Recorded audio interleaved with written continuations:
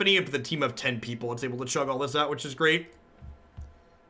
All right, so we do Mythgard viewer decks as well. So I'm gonna do a quick rundown of what we have going on here. So to start, we have a red-orange mid-range deck. There are 6 different colors in Mythgard. So this is a mid-range deck, and mid-range in this game is similar to Magic. Basically, mid-range decks, for those not familiar with that vernacular, it means your deck assumes different roles depending on what matchup you're playing. So mid-range decks in control matchups tend to take an aggressive role, and against other aggressive decks, they tend to make a more controlling role. So this deck just has a lot of cards that generate something like Eager Recruit, for example, is a card that is good at being aggressive because it's a 2/1 that makes a 1/1, but it's also good at being defensive against aggressive decks because it gives you 2 bodies to stop their aggression. So let's dive into some games with this so we can talk through some of the details on how Mythgard works as a game. I did not do another day of Mythgard this week. I had something come up and I had to end my stream early on Tuesday. I believe I'm going to be doing a Saturday night stream tomorrow when the Invitational is wrapping up. I'm probably going to do 2 or 3 Pioneer decks and then some Mythgard after that too, so we get a second Mythgard day in this week. There's 2 core differences between Mythgard and Magic, if you're coming from a Magic background. The first is that, unlike Magic where you have lands or resources that you put into your deck, in Mythgard you don't have specific resource cards. Any card in your hand at any point can be burned to turn it into a resource. So Mythgard is free of flood and screw because you control exactly how many resources you want to be drawing per game.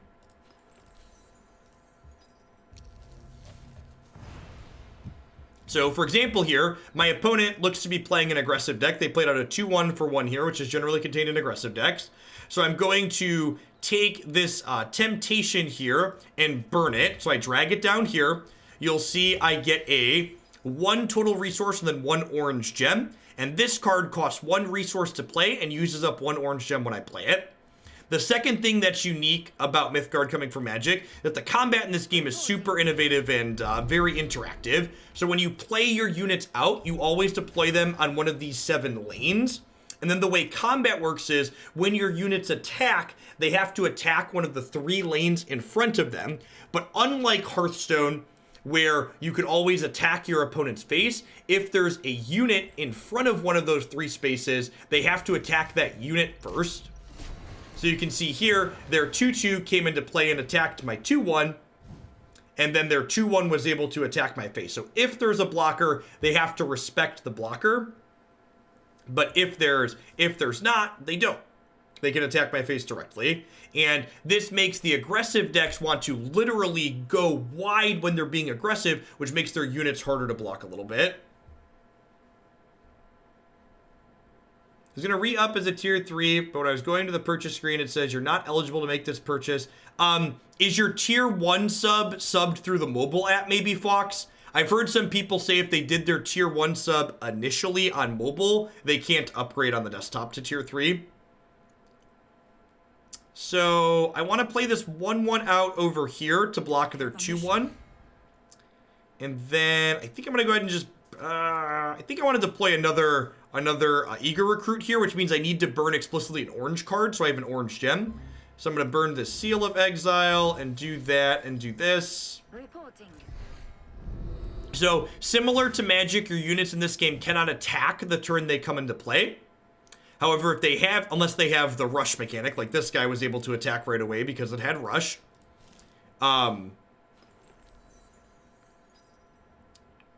So if this wants to attack my face, my opponent has to clear out this 1/1. They did not have a removal spell, so they just traded there. Hey, thanks, I Love Oreos, for the 10 months. Welcome back.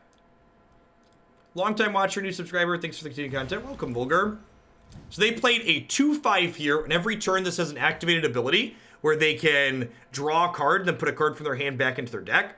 So this, if I want to attack, has to attack into here, and you can see the interface tells me my thing will die and theirs will take 2, so that doesn't seem very profitable for me. So instead of attacking my guy in where it's going to die here, I'm going to take it and slide it over to the left, so that way it's no longer in the attack range of this 2/5. I'm going to go ahead and burn Ringmaster here. And I'm going to go ahead and deploy my Serendipity Ifreet in front of their 2/5. This is a 4/4, and when it comes into play, it divinations 3. So I look at the top 3 cards of my deck, and I put one of them back on top, and the other 2 go back in at random. So when you burn cards in this game, unlike other games that have similar resources to this, you don't just lose the card that you've burned. So when you burn a card, it goes back into your deck. And on the left here with this arrow, there's an in-game deck tracker where I can see, hey, I've burned a Seal of Exile because there's an orange dot instead of a green dot for it. I can also flip over to my opponent's deck tracker here where I can see which cards they've burned off back into their deck in case I missed it. Damage does roll over between turns, yes. Knowledge Pool is not legal in Pioneer. Possibility Storm is, though.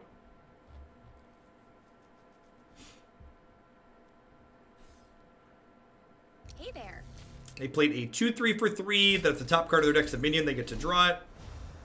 So there, one thing I didn't talk about yet is there's a lot of knobs you can twist and turn in this game during deck building. One of them is every deck that you build is assigned a power, which is a 2 mana cost thing you can use once per turn to get some kind of bonus. So their power allows them to give their minion 1 extra attack. I'm going to go ahead and attack their face directly here with this, I think. And then I'm going to deploy the Parasa Recruit here, which is a 1/1. So this will be able to trade with their 2/1 now. And I'm going to deploy my Firesong Prodigy over here. So that way their 2/3 will have to attack into here. Firesong Prodigy, when it comes into play, it creates an ignition spell, which is just a shock, basically. Like a token spell, basically. Now, my opponent's deck feels like they're the aggressor in this matchup. So the positioning's very important in this game. And when you're taking a defensive role, you tend to want to position your units closer to the center so they block more lanes. And when you're taking an aggressive role, you want to spread them out more. So generally, aggressors will play their units on lanes 1, 4, and 7. Whereas when you're in a defensive spot, you want to deploy to like lanes 2 and 6, for instance. Because these block the most then. Because even though my opponent doesn't currently have anything over here, if they were to deploy a rush minion to one of these lanes, it would have to attack my 2/1 instead of attacking my face. Pioneer was good. He played Bring to Niv today, which felt very reasonable. Felt really bad against Field of the Dead specifically, but good otherwise. So this is a card that our deck's actually playing as well. This is a Panic Raider. Starts off as a 2/2, and then every time it hits the opponent, it gets -1/-1, and they draw a card. So if this card gets left unchecked, it basically draws them 2 and deals me 3. With Teferi, Lavinia, and Possibility Storm and Spellqueller. Yeah, we have played a couple of Possibility Storm decks, Justin. I think we've played 2 different ones, actually. So I'm going to go ahead and trade this off here. I'm going to hit their face for 2. And I think I'm going to go ahead and just put the Ifreet over here, which divination's 3 when it comes into play. I would love a magmataur. You get the choice of what creatures attack. Yes, yeah, you choose where all your attacks go. This game has an incredible amount of player agency to it. And then actually, so I don't know that I need that many resources in my deck. So I think what I'm actually going to do is all 3 of these cards I have are pretty good. So I think I might wait to burn one. Nah, let's just burn the Resupply. Put another one of these over here. Do we have a mission? Yes, you can only burn 1 card per turn. So similar to Magic, where you can only play 1 land per turn, you can only gain 1 resource by burning per turn in Mythgard. Brutal. So this is a card that really punishes the positioning I had here. When this enters play, it deals 3 damage to all the minions in the opposing 3 lanes. So they attacked one of my things for 2, and then played this to kill all of them. I have a Magmataur of my own here now, though, so I'm going to get to play this and kill both of their units. And then I can attack their face, and then we're actually pretty far ahead at the moment, right? Like, I've got 2 units in play. They've got 3 cards in their hand, 4 now, and then I've got 4 cards in mine.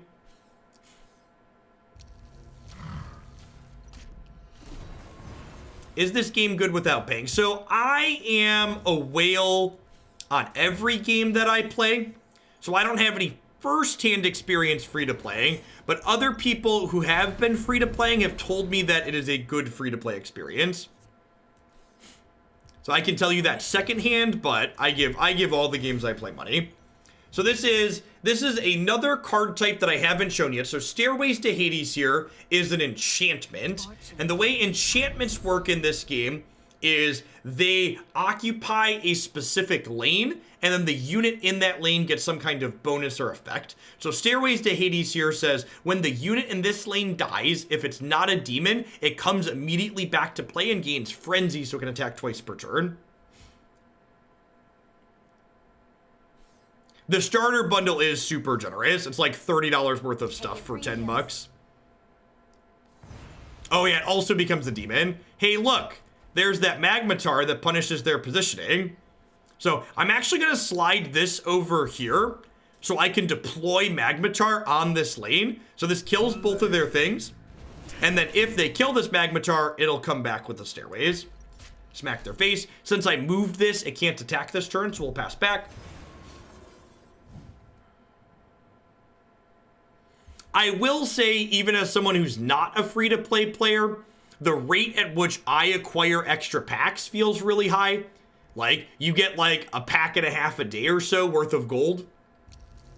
Plus the faction quests are useful as well. For getting some extra stuff.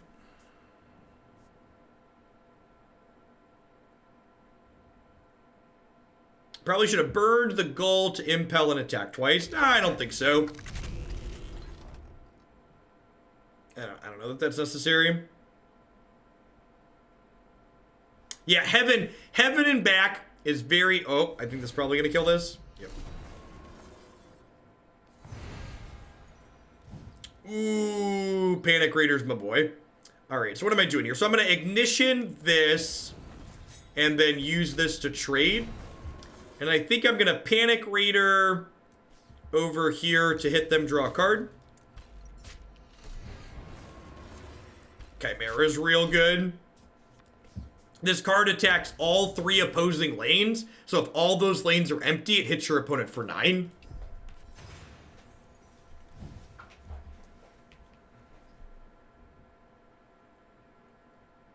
Closes the game out real quickly if they don't have an answer to it. Reporting. So to Heaven and Back, sorry, I was saying, is very similar to Stairway to Hades in that it brings back whatever's in it, but this one brings it back with a reduced cost and gives it 1/1 and Agile. And Agile is a form of evasion where you can attack past blockers your opponent has. So I'm going to go ahead and place Stairway to Heaven and Back over here. And then I'm going to go ahead and smack this, which bounces this back to my hand. And then I'm going to slide this over here, and I'll play Panic Raider on the Stairway to Hades. And this is an angel now, but it's not a demon. So this will be able to hit their face, get smaller, draw a card. And then if they kill this, it's going to come back as a demon, which is sweet. I'm going to burn this here and play Eager Recruit over this way. I don't really care if they draw a card. I feel like we're pretty far ahead at the moment. I guess they are drawing up some number of cards here. So this card has a mechanic that I haven't talked about yet today. It is the energy mechanic. Think of energy, if you're coming from Magic, as kind of like Planeswalker loyalty. It's a specific counter that's tied to this unit, and it goes up and down based on specific requirements. So this, the insurance broker, gains an energy anytime any minion on the board dies, and they can spend 3 energy once per turn to draw a card.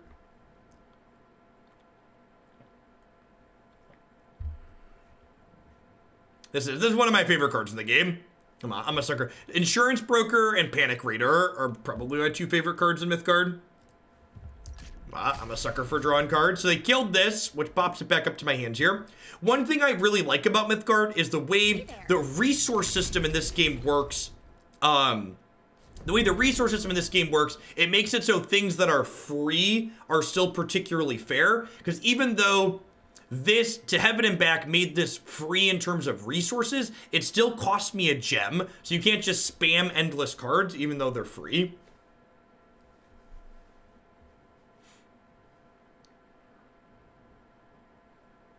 Insurance broker is Jeff's most played cards. His profile info tracks it. Really?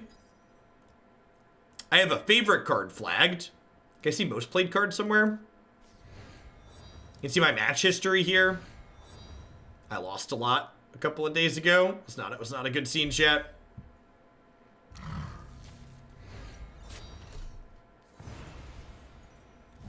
All right, so I haven't used my power yet. So my power here lets me give a unit a free move action. So I can slide this down and then also attack this turn to trade with their bull. Then I'm going to go ahead and this has agile, so it can attack past my opponent's blocker here. So we'll hit them, draw a card. And then I haven't burned anything yet this turn. I'm going to burn the 7-ring ritual. And I'm going to go ahead and play, this gives their things focused one. I'm going to play the cerberus out over here.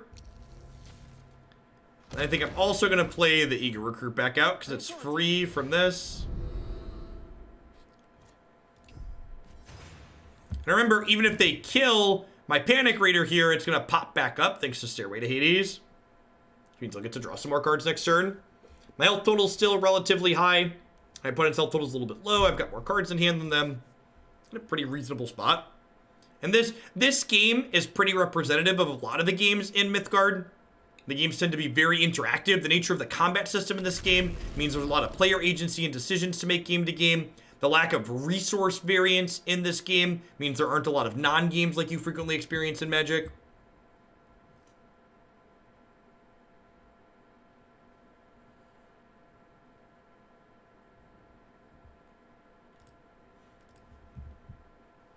Sounds terrible. Where's my Belcher? Player agency.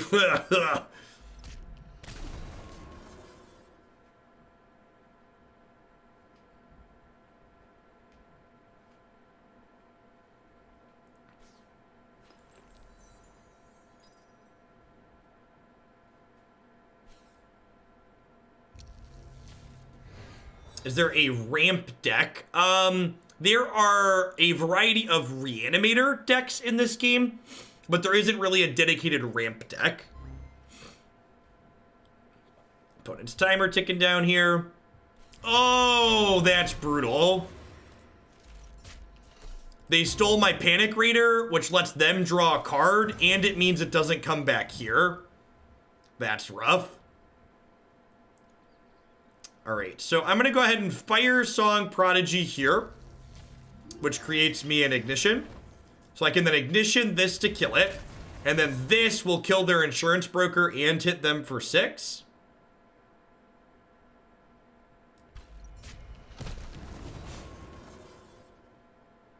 Oh yeah, we didn't talk about feature decks yet today. Shame on me, those are great. If you're interested in trying this game and you don't want to put any dollars in before you try it, this game does something that I think every card game should do because it's awesome. Just for creating an account, you get access to their featured decks, which are decks that the community has built that you can play for free in ranked or unranked without owning any of the cards in them. And there's a pool of like 30 decks and you get 2 at random. So not everyone has the same feature decks. And which feature decks you have access to rotate twice per week on Mondays and Fridays. So you can sample a lot of different things in this game.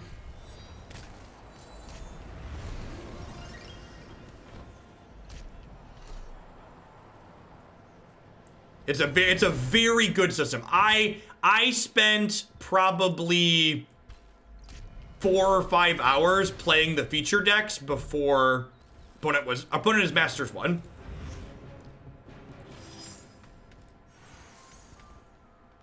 I did show the deck tracker. Hey, I got promoted back to Masters 2. And I completed a quest. Oh, I forgot to check my quests. I should do that. The second Magic deck we played was really bad, but the other 2 were reasonable. Win with Impel, win with 4 enchantments. I always keep this one because I like that other deck. All right, faction missions. We're playing red and orange. Do I have life tap minions in this deck? I don't think I do, right?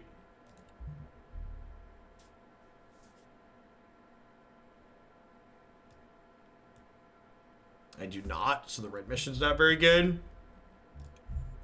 So, faction missions you can do one of at a time, and what they require you to do based on what the different colors in those cards do. And if you complete your way through these faction missions... Oh, is that spell life tap? No, it's not. Extract life does not count.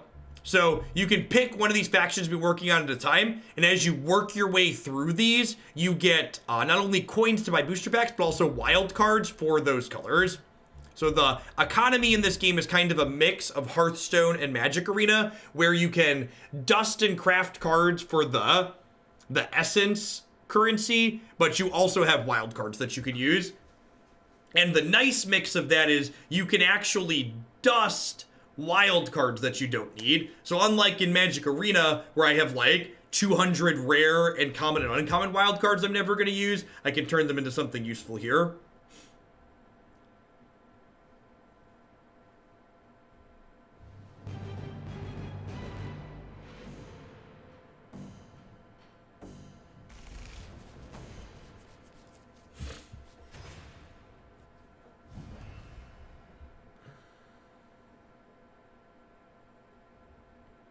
Sure, but generally speaking, those colors are more easily those quests are more easily completed by things of those colors, Tom.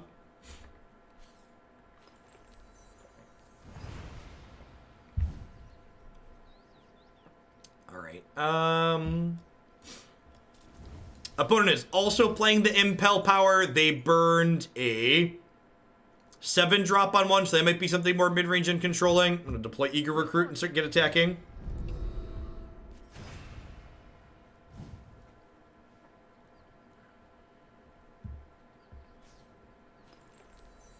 Look at, they're also playing a red-orange deck. Maybe something similar to what we're doing.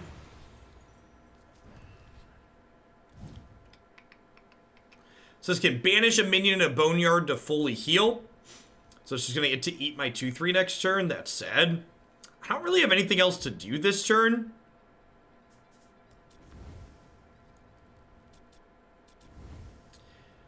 I think I want to burn a red card here so that I can burn another red card and play Panic Raider next turn. I'm going to slide this over and then use my hero power to slide it over again to get out of range of this 2/3.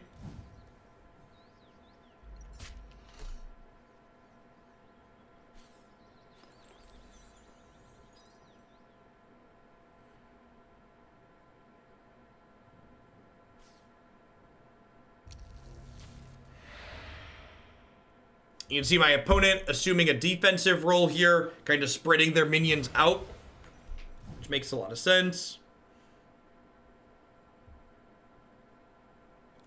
I'm going to slide this over here so that way I can burn the Panic Raider and deploy it in the middle, because this blocks these 3 lanes, this blocks these 3 lanes, so putting this in the middle means I can still hit them here, which is great. Starting getting into this game after watching it on stream, what would you say are my 3 favorite decks I've played so far?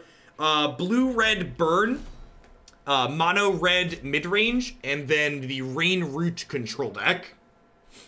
The Rain Root control deck I think is the worst of those 3, but it's also the most fun to play, so I played a lot of it.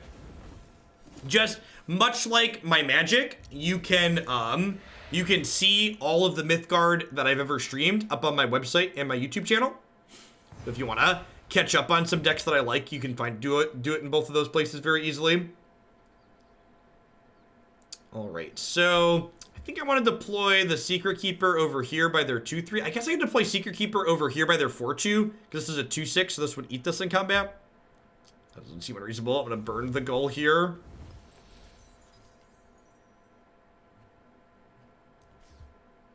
So this has an energy ability, so it can generate 2 energy to Divination 2. I would love a firesong prodigy for the top of my deck, I think. Like another red card I could burn. These ifreets that my opponent has out say whenever they draw a card, they lose a life, so they're currently taking a lot of damage with both of these in play.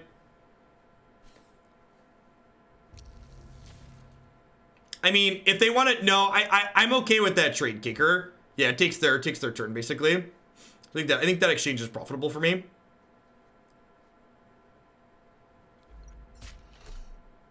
Whenever one of their minions dies, they take one and I gain one. Or I take one and they gain one, sorry. Words. So their minions are currently fragile, so they take one extra damage. So I can probably trade this for this next turn. Likely put stairways to Hades under here. So I think I'm going to go ahead and burn the Geddon Angel. I'm going to burn Dark Passenger. I'm going to put Stairway to Hades here. Now, bringing this back with Frenzy sounds great.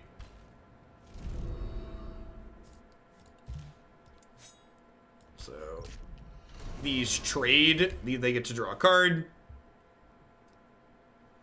I am taking a little bit of damage over here.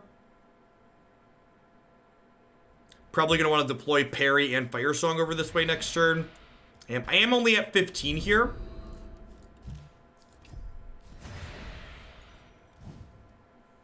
It's a little bit worrisome from that perspective. My deck doesn't have a ton of ways to gain life. The fact that they're sliding this over, this is a good exchange for us, I think. I think I'm happy with that. Like they got to kill my thing because they gave their thing deadly, but not taking 4 this turn feels really good.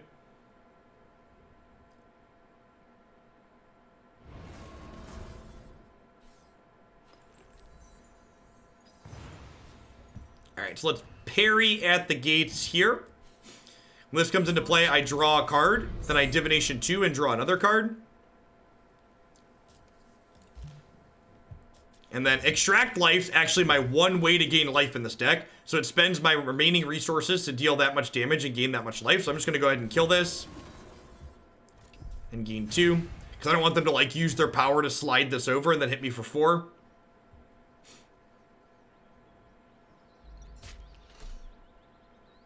Yeah, Peri on Stairway is great. Because if they kill this, it'll come back scarier and it'll draw 2 more cards.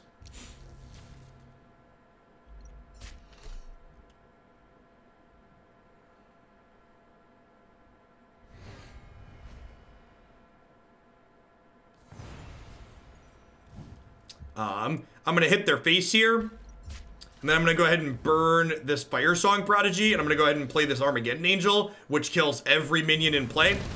Which brings this one back. So it lets me do this, which is great. And then I'm at 9 here, and they have nothing in play. So we should be in a pretty good spot here. I have Temptation, plus Firesong, plus Extract Life to kind of push through some damage next turn.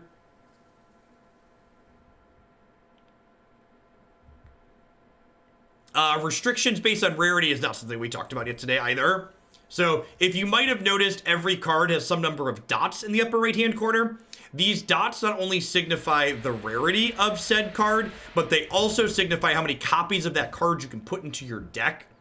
So if a card is man, I don't have a seal.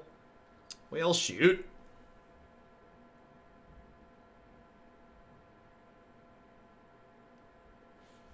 I was hoping to kill them this turn, but we can't do that anymore. Yeah, I don't really want to play my own ritual because they could have a sweeper. They could like if they seal me, I just die.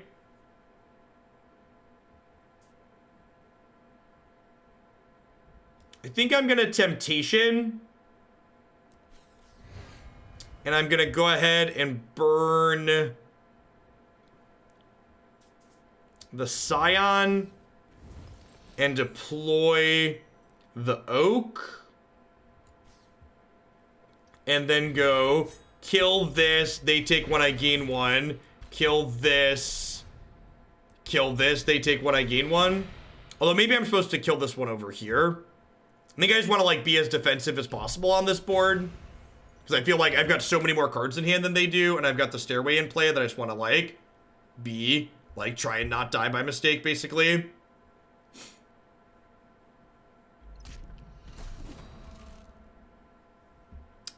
I would love a 2/6.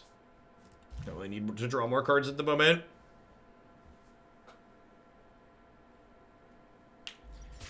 Yes, yeah, so you can't overkill in this game to gain extra life. Brutal.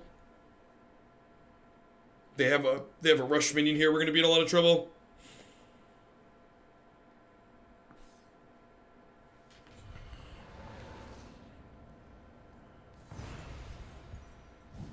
Alright, so let's put Firesong Prodigy here. Which then lets me ignition this. And then I can go Cyclops in front of here. And honestly, I think I'm just gonna put the recruit in front of here too. I have a mission. What do I want to burn? I think it's just resupply caravan. I don't have any heavy hitters to profit from extra actions here.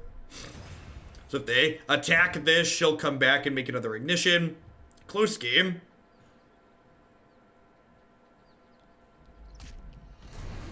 So I have all the lanes blocked here. This blocks these three, this blocks these three, this blocks this one. They can start deploying things to their Stairway to Hades.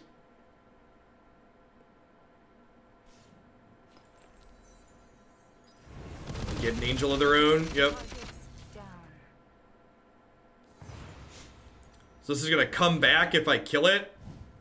Now it's not. Alright, so Scion of the Pride here gives me a... Scion of the Pride basically elks their thing. Not to cause any standard PTSD, not to cause any magic PTSD for people, but it's essentially what happens. It turns it into a 4/4. I think I just extract life this. I think if I gain 4 here, I probably can't lose. Mr. Maple Syrup, thanks for the 16 months. Probably can't lose has been declared, which means we're about to die. It's a lion. We lioned it, chat. That's not an elk, it's a lion.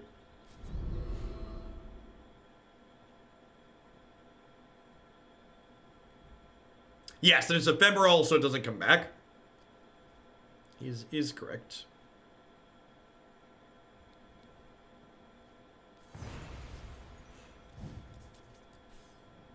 Fortune favors us.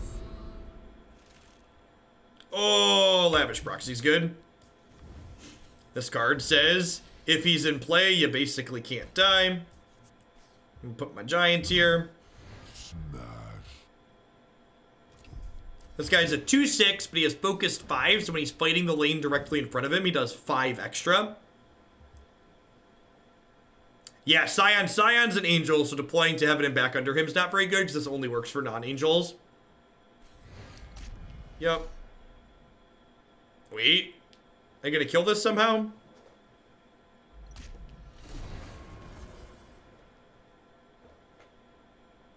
Is there a Jeff how to play? There's not. The intro, this game has a good built-in introductory, so I haven't done a how to play video. I'd recommend just like installing it and just playing through the first couple minutes of the tutorial. The tutorial is really well done. I turned 30 today. Can I get an honorary old man timeout? Well, congrats on making it around the sun. Happy birthday.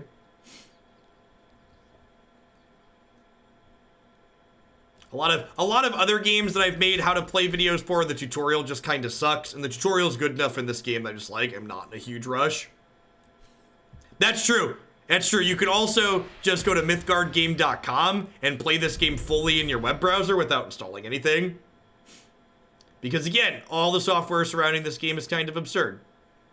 All right, they already played their, what's it called? Their Armageddon Angel, so I'm just gonna go ahead and 7-ring ritual and make a bunch of 3/1s here. I'm gonna ignition that since I have a resource, that way it trades with these 3/1s.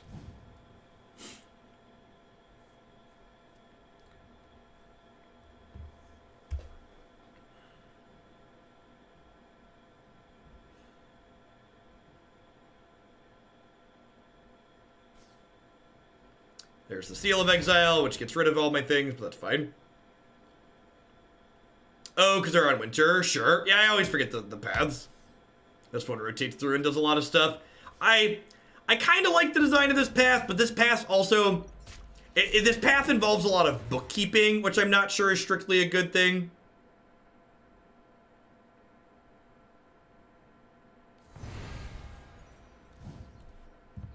Yeah, especially this one.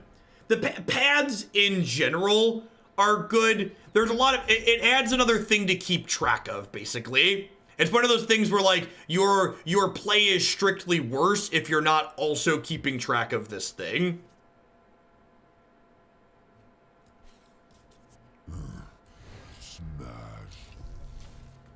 Yeah, without a Geddon Angel's like the only sweeper in my opponent's colors. They should be pretty far gone here. Flame, take you. Okay, I probably should play around that. The machine does the bookkeeping for you, right? It doesn't. So, like, again, like the play that I just made there, I made a mistake because I wasn't keeping track of what this was doing and where it was at. Oh, Giga. Giga's another sweeper in their colors. Yeah, that's true. So that's something that's bookkeeping that the player's obligated to keep track of. Is remembering stuff like that. All right, so I'm going to slide this over. I'm going to attack this in here. I'm going to trade this here, which brings their thing back. And then I'm going to magmataur to finish off their thing that came back and their bull. Feels good, man. Ringmaster's great.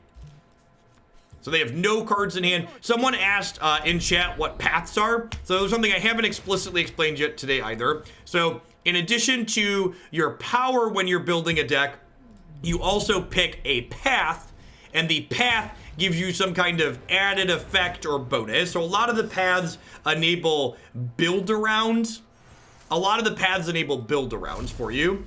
Why did the focus not work when you attack things? Focus only works when you attack the lane directly in front of you. I might have missed lethal there. I don't know. We were ahead in a way that didn't matter. So focus gives you a bonus when you're attacking the thing just directly in front of you.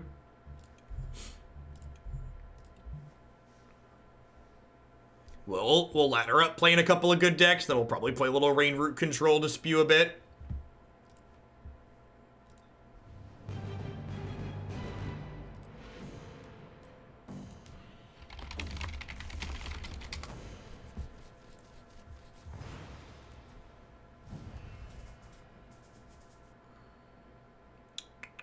We're on the play. I'm going to burn Extract Life to start here because I have a red card on 2, so I probably want to burn Extract Life into Giga here. So my opponent's path, for example, here, they are an enchantment path. So the path dictates your starting life total. So you notice my opponent started at 7. And then it says at the end of their turn, at the top deck of their top card of their deck is an enchantment. They draw it. So it generates some extra advantage. I'm going to burn the Giga.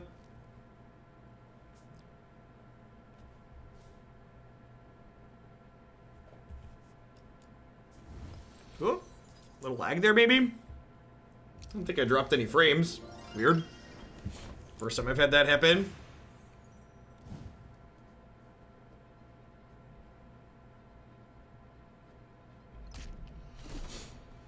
A quality of life change thing you'd like to see is a marker for when your opponent draws an enchantment. Yeah, that would make sense, because, like, we should technically know one of these cards is an enchantment, right? That makes a lot of sense to me.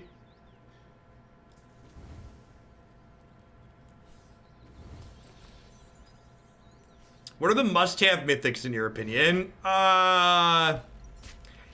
There's different ones in every color. I don't have a list offhand. Team Rank Star is a group of folks that do a lot of content for this game, and they had a guide of ranking the mythics, and I think their rankings for the mythics were pretty well done. I agreed with most of them. So this guitar playing bard here, draws a card each turn and then shuffles a card from their hand back into their deck. And then it can give something frenzy, or eventually it can draw some extra cards. I think I'm going to go ahead and burn the Eager Recruit here. I'm just going to go ahead and Dark Passenger this, which gives this deadly, and when it dies, draw a card. So these will trade off, and I'll draw a card. Yeah, that's also true, too. So until the next balance patch. So this is a fully digital game, so they do rebalance some of their cards instead of just banning like Magic does. So the developers announced that the patch that's going to be coming next week will have some balance changes in it. This is a really powerful enchantment.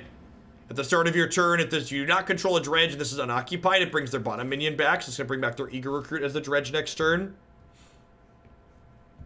I'm going to go ahead and deploy this over here. I think I'm just going to burn the 7-ring ritual for now.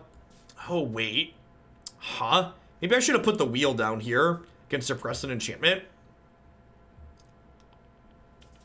Yeah, I probably want that to, like, pseudo-remove this. So, suppressing a card removes all buffs and special text on it, which is great.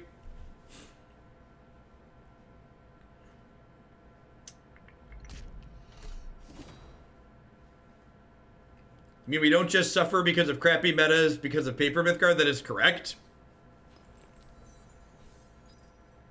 Also, I don't even know that, like, I would call the current meta in Mythgard crappy. I think the current format is a pretty reasonable spread of things. From my experience playing it, at least. I'm gonna just throw Cerberus over here. Just try and take him to K9 Pound Town. This thing, again, attacks all 3 of these lanes, so if they don't put minions here, it's going to net crack them for 9.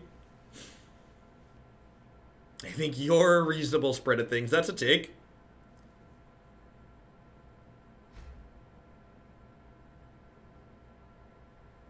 I don't think that's strictly true, Kaker. I also think the idea that, like, there should never be a format-defining deck is just, like, not based in reality. There's always going to be a best deck. Do we have a mission? Yeah, I agree, Nivik. The overall card designs and enchantments are very well done. Alright, so this kills both of their things and hits them for 3. This wheel here is super good. So they have an enchantment here and here. And now I'm going to get to put a minion in this wheel to suppress both of these enchantments, which is great. I'm going to go ahead and make it peri at the gates here. Fortune favors us. They get to draw 2. Yeah, I'll take shopworn wool. So these enchantments just don't work while my enchantment here is occupied, which is great.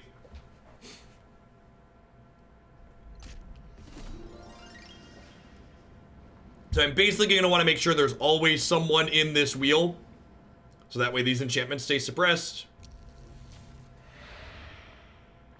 Wonder if they'll deploy multiple things over here so they kill this next turn.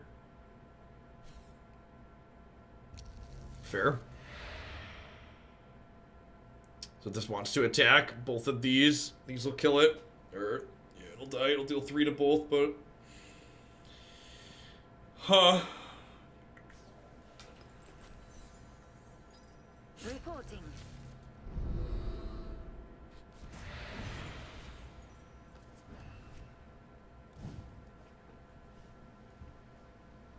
I could actually just do... Oh, actually, huh?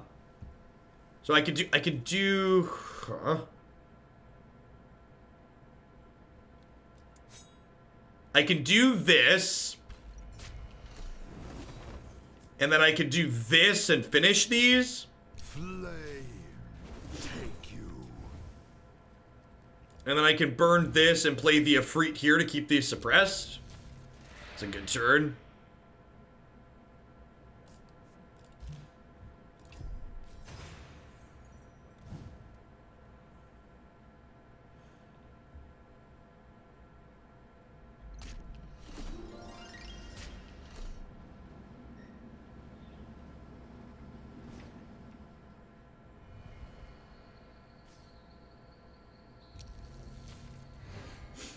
This gives the occupied creature +1/+1.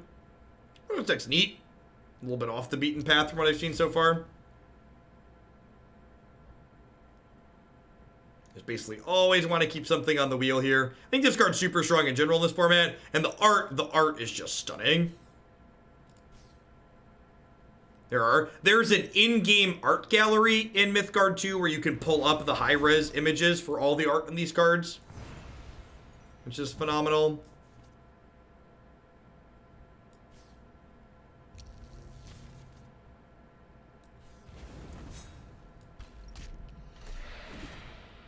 There, down to their last card here.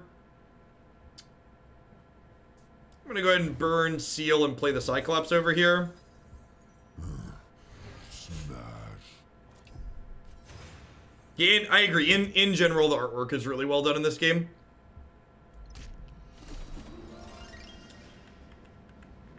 I would love a Panic Raider.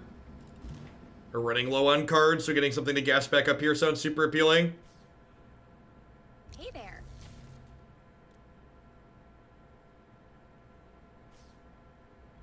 Do we have a mission?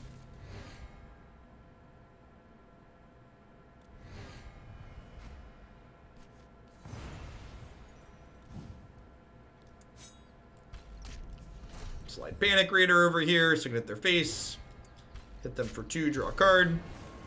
Seal of Exile. Don't really need that, so let's burn that.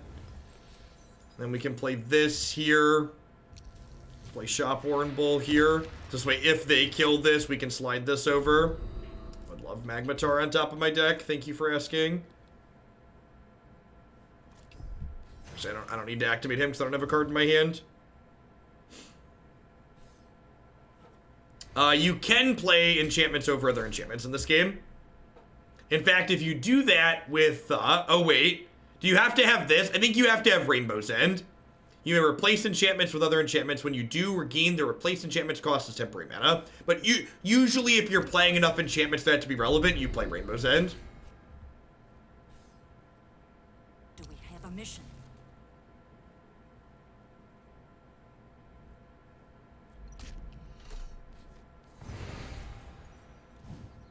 Alright, so I'll play this here, which kills both of these. Flame.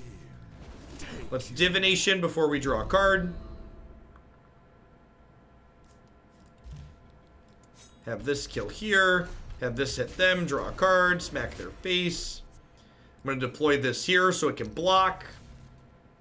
I'm going to go ahead and eat their better minions out of their graveyard. So that way, if they ever do unsuppress this, they don't come back. They get worse things back, because this always grabs the bottom minion. Yeah, get Braggy out of there.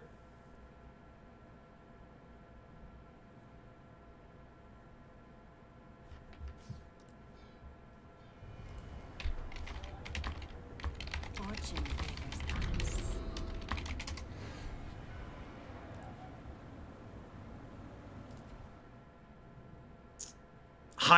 Hideout is very good. This is a card that we played the other day that I was super impressed with. Yeah, Wheel. I don't know that Wheel's stealing this game, but Wheel's the reason we're in this game still. We would be very dead right now if we did not have Wheel suppressing both of these. They would have outvalued us by a lot. I kind of feel like we're close to parity here. We'd love to see like a Peri of our own, or like a To Heaven and Back, or a Stairway to Hades, like some way to generate some extra value ourselves, but in the meantime, we are holding down the fort, which is nice.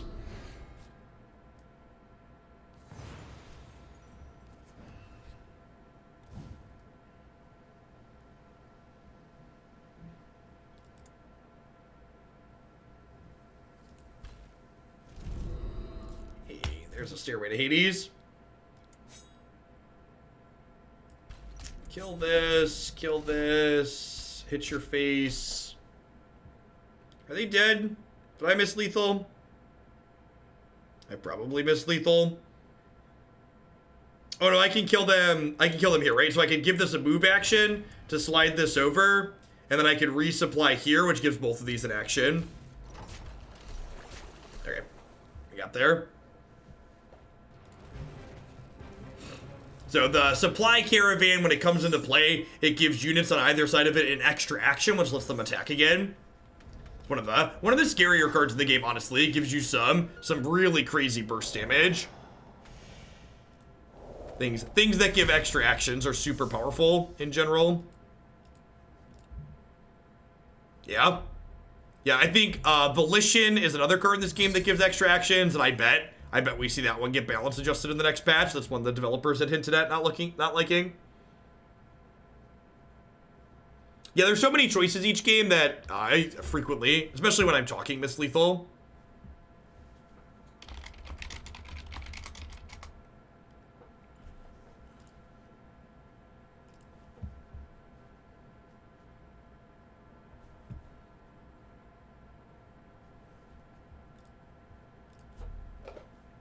Yeah, that's honestly the worst part about this game. There's so much player agency, and there's so little variance, removing resource variance, that I can't just like scream and cry and act like a child when I lose. Most of the time when I lose, it's my fault.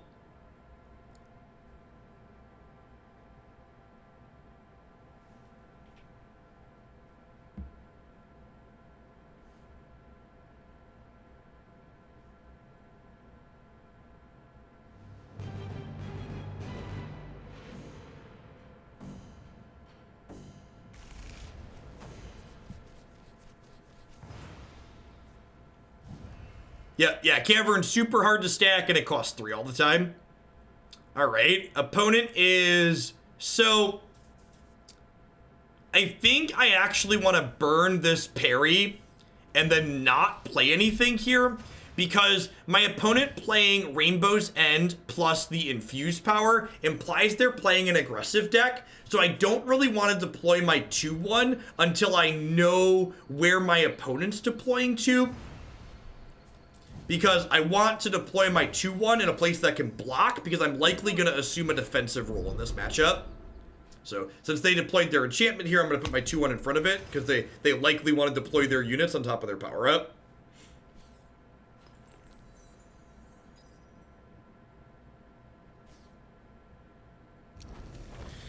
Brutal. This card's super good. Has an activated ability to deal 1 damage to anything.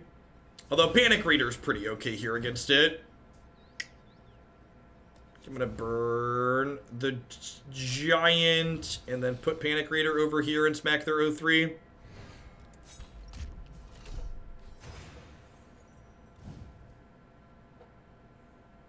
I could have been right to just deploy Ifreet over here too to eat it. Yeah, Fire Eater's very strong against the orange decks for sure. Okay, so they put another one of their enchantments over here, so these will trade now next turn. You have another Fire Eater. Vomit.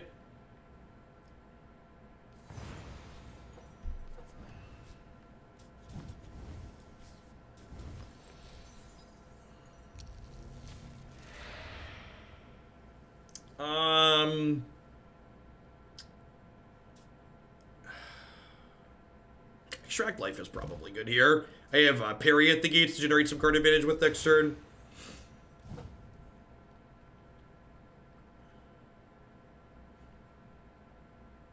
How does colorless mana work in this game? There aren't colorless cards in this game, Tubto. I guess that's not strictly true. There's some created cards are colorless, but in general, all the cards that you can put in your deck have a color.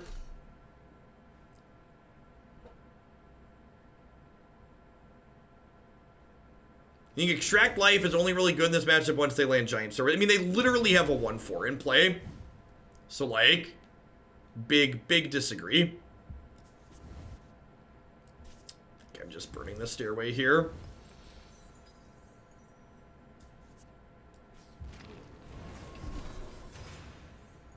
Might be right to just play this other Ifreet out again, too, though.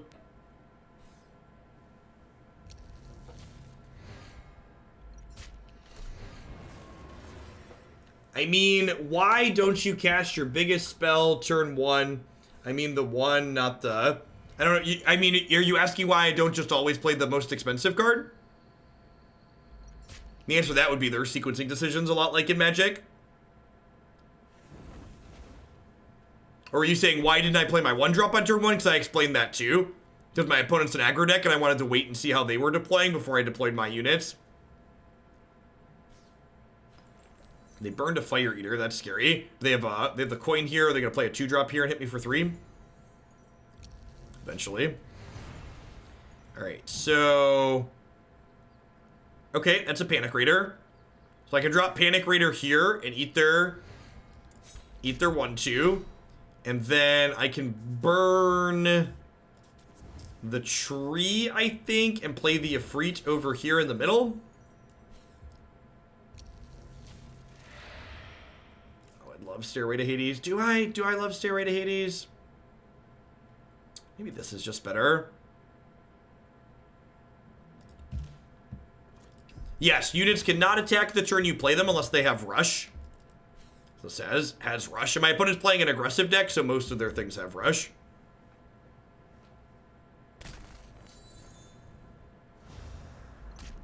So their hero power lets them trade there, but I think that's fine. That card hurts me when I draw cards anyway, so not super excited to have it in play. And they have a Nat. Weirvin, sure. So that eats my thing since bigger from that. I can deploy the Paris recruit over here though next turn. And actually, we can start by going Peri at the gates. Fortune favors us. Seal of Exile is not bad. Extract Life is also okay. Gigantomachia is really not good here. I think I'm gonna burn, seal, and go. Firesong, Prodigy, Ignition this Iron Belly. There is a mechanic called Agile, which allows you to attack past blockers. Yes, yeah, the fact that they haven't found an overrun enchantment's been good for us.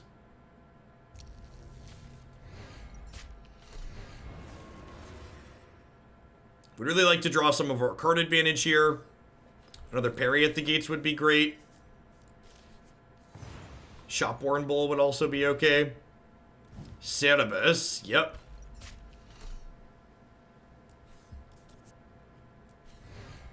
Do we have a mission? Next turn we can put to heaven and back underneath this thing too, which would be great. That's true. Agile does not work if all the lanes are occupied. That's pretty rare occurrence though.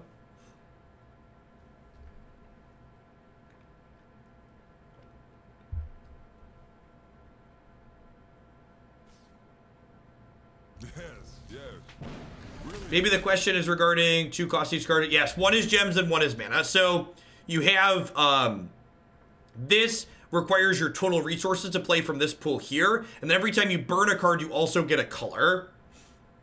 So certain cards require certain colors, and certain cards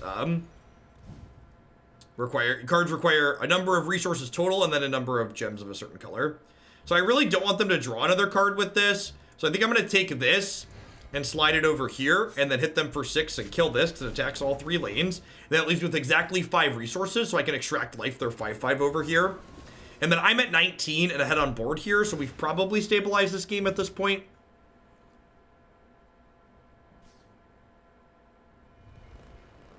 I did need to impel. Their unit was here, so I needed to move this over before I could attack.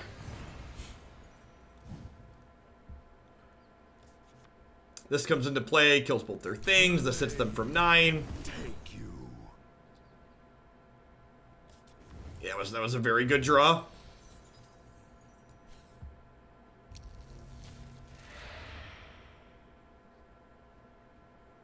That's not how that works. Cerberus only attacks forward. It can't do 3 lanes on a diagonal. Yeah. I'll take the resupply caravan, because that probably is lethal next turn. So is moving, or is that a power to use? Can you move units normally, or is that a deck building choice? So each turn, units can only attack or move. My power gives a free move action though, so it allows me to do both for a turn, basically. So normally it's one or the other. My power lets me do both on one unit.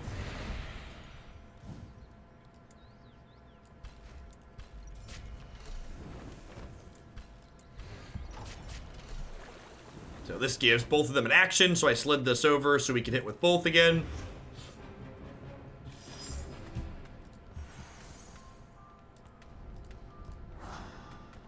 Alright. This one's been a pretty good run. Resupply caravan's very good. Let's do, what are we 4-0? Yeah, we're 4-0 with red-orange midrange. Let's do one more with this one. We'll roll a quick ad break, and then we'll dive into some yellow-orange-green control. You can overkill the opponent if you're quick enough. That is definitely true. Oh, I have a free booster pack for my level rewards in.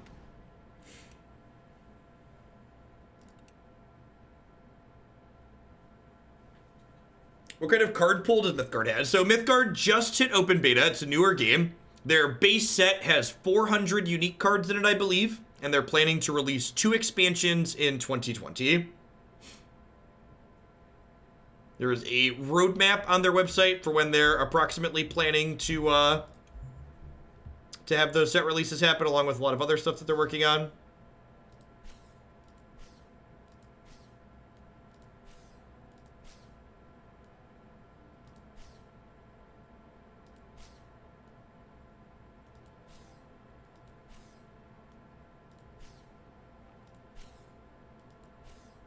I think they don't do a roadmap with approximate dates, Marty, because they just can't hit them.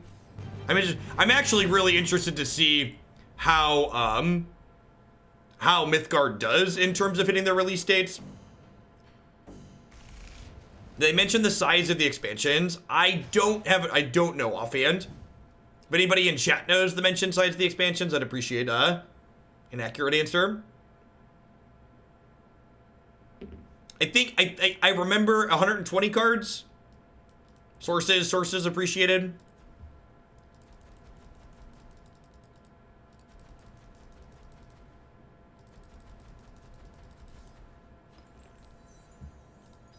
The art is really well done. I agree. A lot of the art is really well done. Around 130 according to the website. Fantastic. Reporting.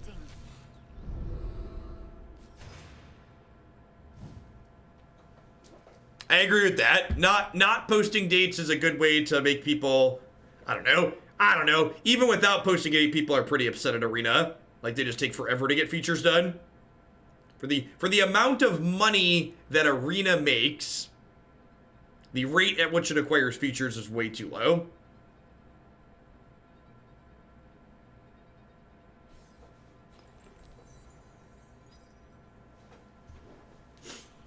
Ugh.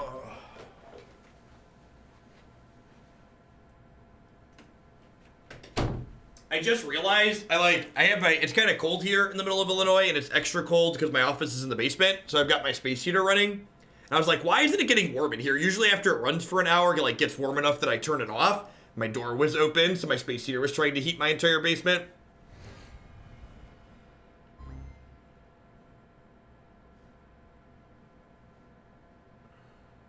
Didn't you say it's clear they were overwhelmed by the success? I mean, even without the success they experienced, MWLX, like, their base feature list is very bare bones.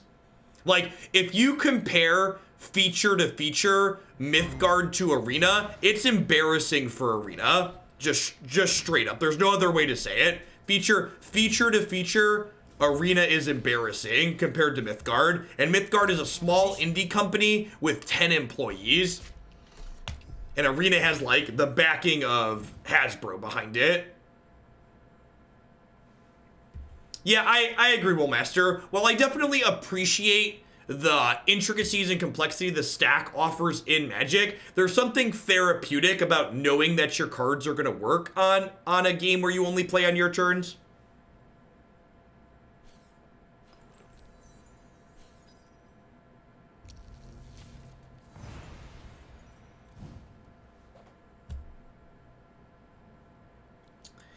All right, so I'm going to slide this over here. So this opponent is playing a reanimator strategy. So their path here lets them discard a card, and they discarded this giant monster. And then the reanimator tool is this card that says, when this dies, it's replaced by the bottom minion in your boneyard. So this will get replaced by the stag that they discarded. So I think I'm going to slide this over here, and I'm going to put this here. So yeah, all minions have Slayer at the moment, which means they deal extra damage to their minions. So if this attacked here, their thing would die, and they'd get their thing back. So I probably want to just seal this next turn, right? You taught me an important lesson by crushing me. I wasn't aware that Hecate's wheel needed to be occupied to suppress enchantments. Yep. Yeah, we also have Dark Pasture to deal with the stag if it gets into play. Seal is like super removal. It banishes the minion, and then it takes all other copies of that minion out of my opponent's deck handed in play and in their discard pile. But it causes me to lose a resource on the threshold, so it's basically 2 for 1s myself.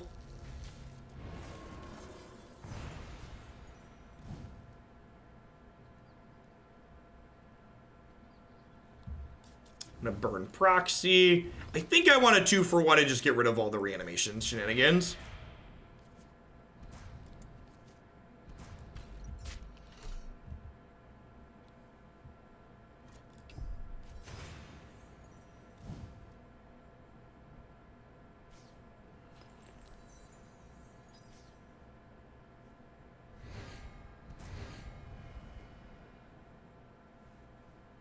I think orange is OP in comparison to the other colors, but you feel it's true.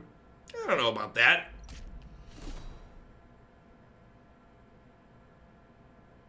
I don't think I agree with that assessment. Was it worth swinging in case they shut off Slayer? Yeah, maybe. Good. It's a good observation. I should have just like attacked both my things into here. Yeah, I think that's a good observation. Run away!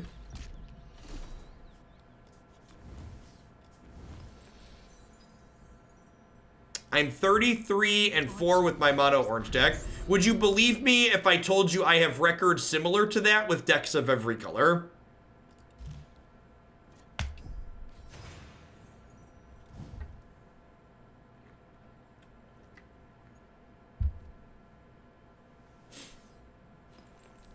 I think there's a lot of just genuinely good things to be doing in most of the colors here. I think purple's the only color that's like kind of underpowered, and even then it's got some good tools in it still. There's a variety of orange decks that like C play.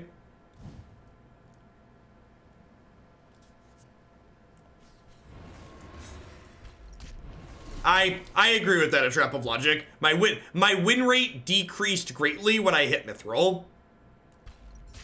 Do I have an opinion on the strongest color? I don't think so offhand. I don't know that I've played enough to have a strong opinion on that.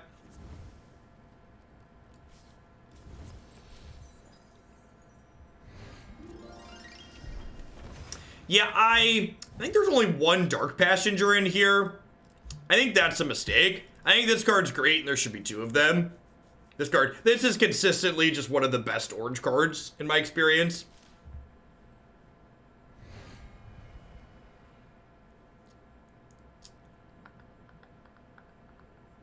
We have a kind of a combo finish here in our deck that we actually haven't done yet in these sets. So Dashing Ringmaster says other friendly minions we create with strength 4 or less get rushed so they can attack right away. And if you get up to 10 resources, you can go Ringmaster into Ignition, which just like runs people out of the game instantaneously. Punish for my positioning here. They had the Ignition Cloak that I knew about here, which lets us deal 2 damage to things at end of turn, so they're gonna kill both my things now. Which is pretty medium for us. 7 Ring Ritual. Yeah, whatever, I moused over the right card. It'll be okay. Y'all figured it out, right?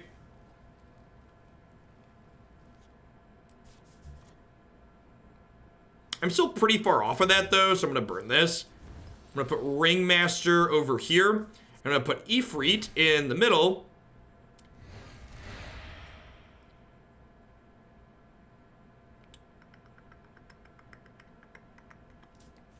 I'll take Get an Angel. We'll smash that with our rush. I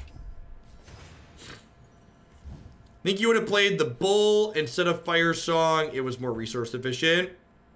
Maybe? I don't know. I kind of didn't want the Bull to, like, take a bunch of damage. I don't know. We're pretty far ahead here at the moment. Kind of build our own adventure book for where we want to go.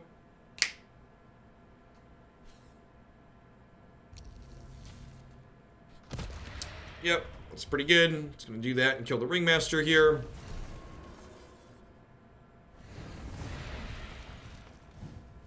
Actually, don't have another orange card to burn to play this yet, which is a touch unfortunate. Let's slide this over and trade here, and then I can play a giant out here. Smash.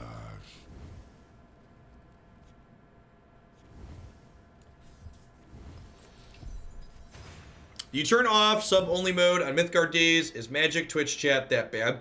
It's not even just Magic Twitch chat so much as just like the size of the Twitch chat, Artem. So like my average concurrent viewer count when I stream non-Magic games is like 40 to 60% of my Magic viewer count. So like most Twitch chats are bad when you get like 1,000 plus people going on. Like I think my Mythgard average viewer count is somewhere in like the 400 to 600 range, which is more manageable. covering fire. Players in smaller communities also tend to be more appreciative and understanding of people that make mistakes, which is also helpful.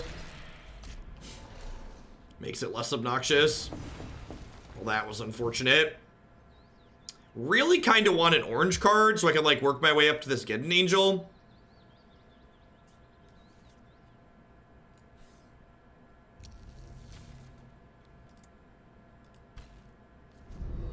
Sweet. Speaking of, get rid of this ignition, burn this orange card, play Stairways to Hades here so the bull comes back. We might see them deport the bull here. Give them the old Trump treatment. We're still at 20, which is pretty good. So they have deported in their hand, which will let them bounce one of my minions. So we might see them deport this and smack me for 10. I'm just gonna kill it. That makes sense too.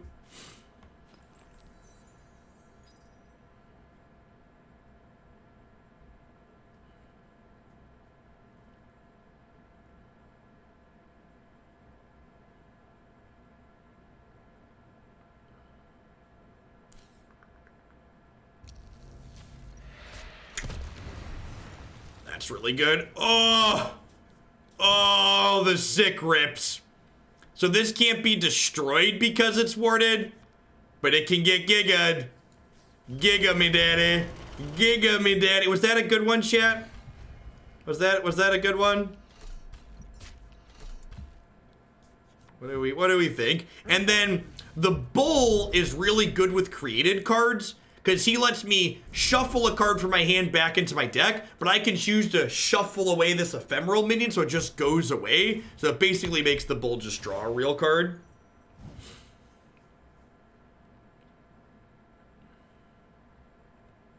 We were still going to be pretty far ahead here even without the Giga top deck, so we were going to get to Gideon Angel onto the Stairway, and like they'd only have their warded thing left. But this, killing the warded because it banishes instead of destroying, is a big deal. Created card. So a created card, for example, is this. This creates an ignition to my hand. So it's an actual card, but it's not a card that started in my deck. If you have a magic background, it would be like, it's like a token of an actual spell, essentially. Yeah, the cloak made the bull not die to the Giga, which was great. Just good beats all around.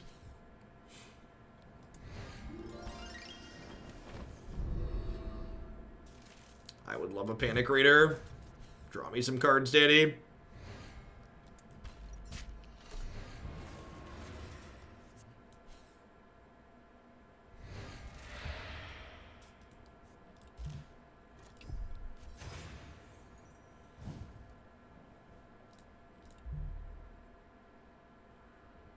You can see people's collection, their match history, etc. They're one division lower than us. We're in Mithril, they're in gold.